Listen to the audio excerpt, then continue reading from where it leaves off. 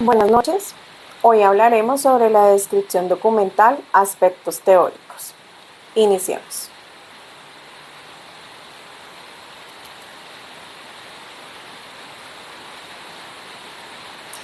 ¿Qué es la descripción documental?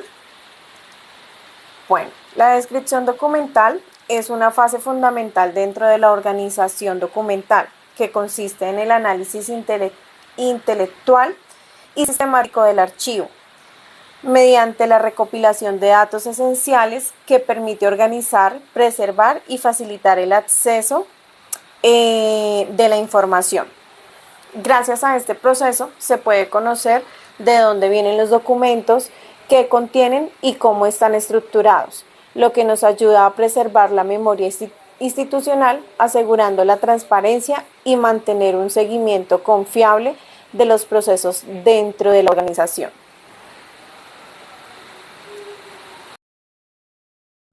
Hablaremos sobre los principios fundamentales. Tenemos el principio de la proveniencia. Este principio lo que nos ayuda es a mantener los documentos en el lugar donde fueron creados. Lo que también nos permite conservar su historia y el contexto en el que surgieron. Tenemos también el orden original.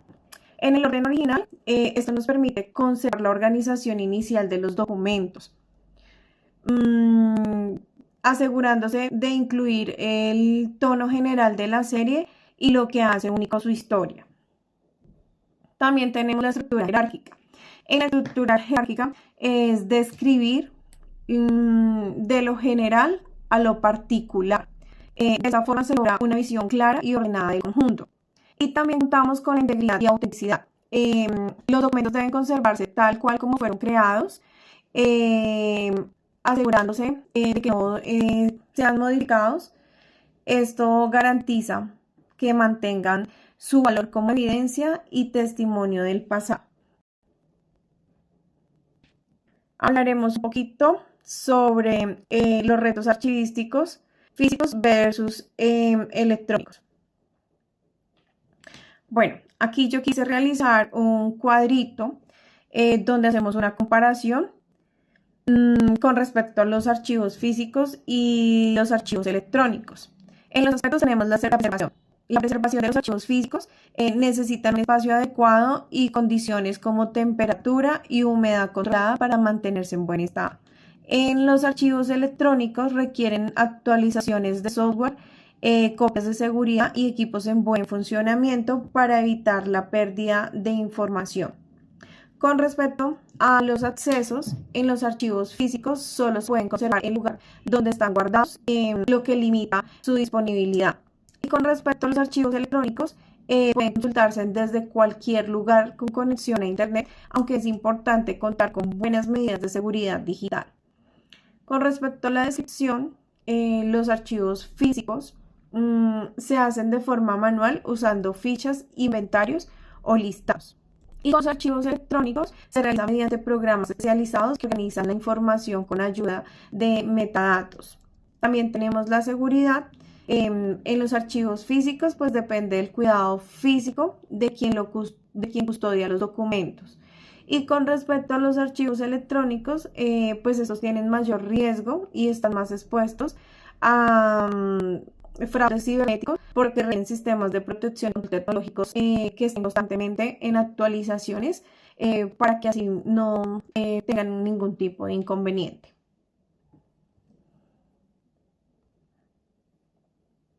Bueno, hablaremos sobre las herramientas y tecnologías de apoyo. Con respecto a las herramientas y tecnologías de apoyo, tenemos lo que es la SGD, que nos permite organizar, almacenar y consultar los documentos de forma rápida y segura, facilitando el trabajo diario de las instituciones. También tenemos la base de datos.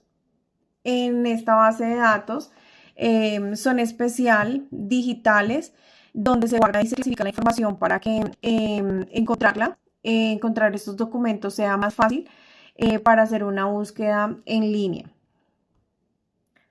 También tenemos los digitadores y escáner. Estos transforman los documentos en papel en archivos digitales, ayudando a conservarlos y a compartirlos sin necesidad de usar copias físicas.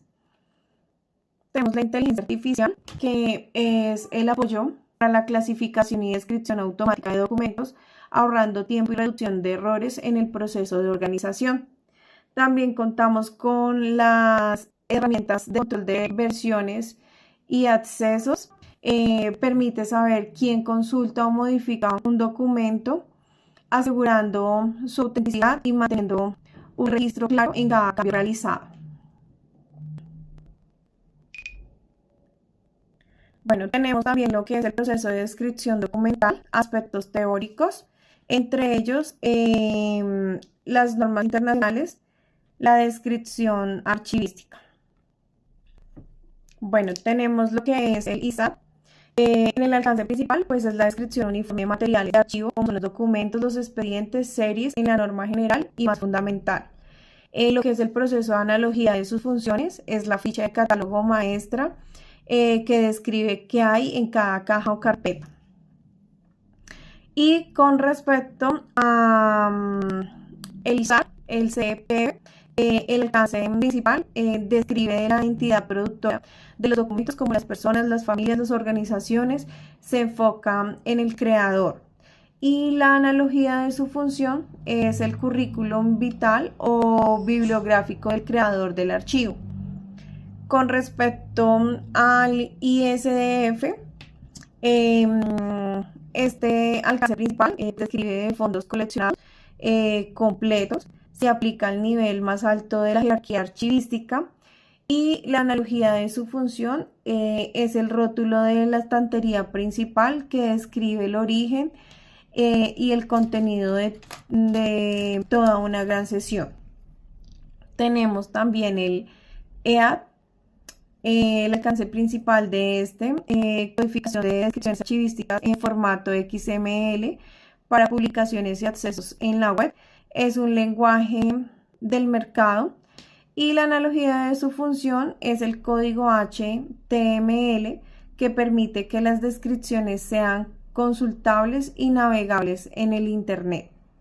También tenemos el DATS, directrices y reglas de implementación para la descripción archivística en los Estados Unidos, enfocándose en la coherencia y recuperación de la información.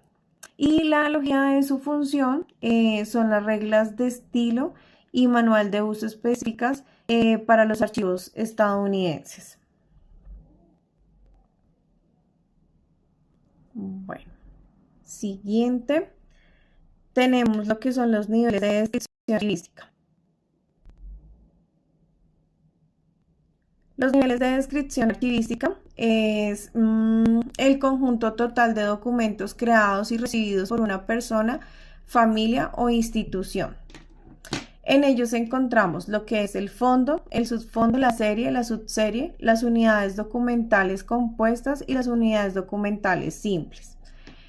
En el fondo, pues encontramos que es el conjunto total de documentos producidos o recibidos por una persona, familia o institución en el desarrollo de sus funciones. Representan la unidad más amplia de la descripción y conservan la estructura original de su creador. Un ejemplo de ellos tenemos el Fondo del Ministerio de Cultura o el Fondo de Personal de Gabriel García Márquez. También contamos con el subfondo. El subfondo corresponde a una división interna del fondo, refleja la intención de una estructura orgánica dentro de la entidad o del producto. Permite distinguir diferentes áreas oficiales o dependencias. Uno de los ejemplos que tenemos es el subfondo de la Dirección del Patrimonio dentro del Fondo del Ministerio de Cultura. Con respecto a la serie, tenemos el conjunto total de documentos producidos o recibidos por una persona, familia o institución en el desarrollo de sus funciones. Representan las unidades más amplias de la descripción y conserva la estructura original de su creador. Un ejemplo de ellos tenemos el Fondo del Ministerio de Cultura o Fondo Personal de Gabriel García Márquez. En la subserie, es la subdivisión de la serie, que haya un aspecto temático o funcional más específico, facilita la identificación de documentos relacionados con una parte concreta del proceso. Entre ellos tenemos, por ejemplo, dentro de la serie informes, podrían existir la subserie con informes financieros.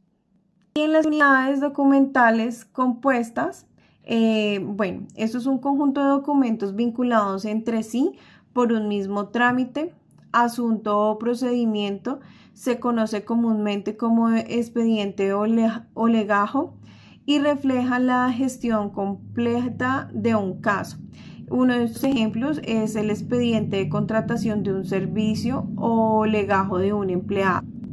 Tenemos las unidades documentales simples. Entre las entidades documentales simples, pues este es un documento individual como una carta, un acta, una factura o un informe que puede formar parte de una serie o expediente. Representa el nivel más básico de la descripción archivística y entre ellos tenemos como ejemplo una carta enviada, una factura o un informe único.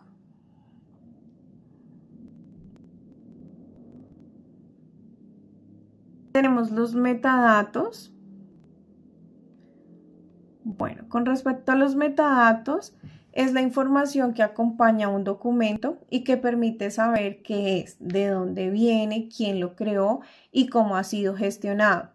Son los datos que cuentan la historia del documento, ayudando a mantener organizado, confiable y fácil de encontrar tanto en el papel como en la forma digital. Las funciones principales tenemos la localización y el acceso. En la localización y el acceso permite identificar y ubicar los documentos de manera rápida y específica dentro de fondos o sistemas archivísticos. Gracias a la descripción, los usuarios pueden acceder a la información que necesita sin perder el contexto en el que fue creada. Tenemos la comprensión. Se proporciona información contextual sobre el origen, el contenido, la función y la relación de los documentos, facilitando su interpretación adecuada. De esta manera, los usuarios contemplan no solo el qué de los documentos, sino también el por qué y el para qué fueron creados. Tenemos la administración. Esta es una herramienta fundamental para la gestión documental al apoyar la clasificación, conservación y recuperación eficiente de la información. Además, contribuye a mantener el orden y la estructura original de los archivos. Tenemos la autenticidad e integridad. Asegura que los documentos descritos sean genuinos y completos, protegidos su valor probatorio y su fiabilidad. Esto es esencial para mantener la confiabilización en los archivos y las instituciones que los custodian. Tenemos lo que es la inteligencia digital, la integración digital. Facilita la interoperabilidad entre sistemas de información, permitiendo conectar los archivos con bases de datos, plataformas de gestión documental y herramientas tecnológicas, incluyendo la inteligencia artificial y el análisis automatizado de los datos. Tenemos la gobernanza de datos, contribuye a la coherencia y trazabilidad de la información dentro de una organización. La descripción archivística se convierte así en un componente clave de la gestión responsable y transparente de los datos institucionales.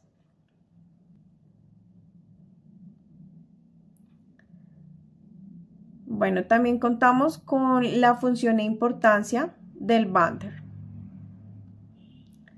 Bueno, con respecto a la función e importancia del banner,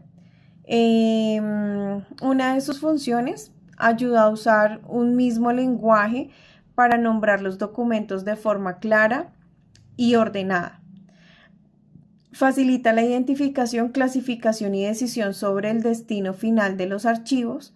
Apoya la elaboración de herramientas como las tablas de retenciones documentales. Y su importancia es porque mejora la gestión de los archivos al emplear términos comunes y precisos. También contribuye a conservar la memoria institucional y proteger la información, y favorece la organización, el acceso y la coherencia de los procesos archivísticos. Bueno, esto es todo por hoy. Muchísimas gracias. Feliz noche.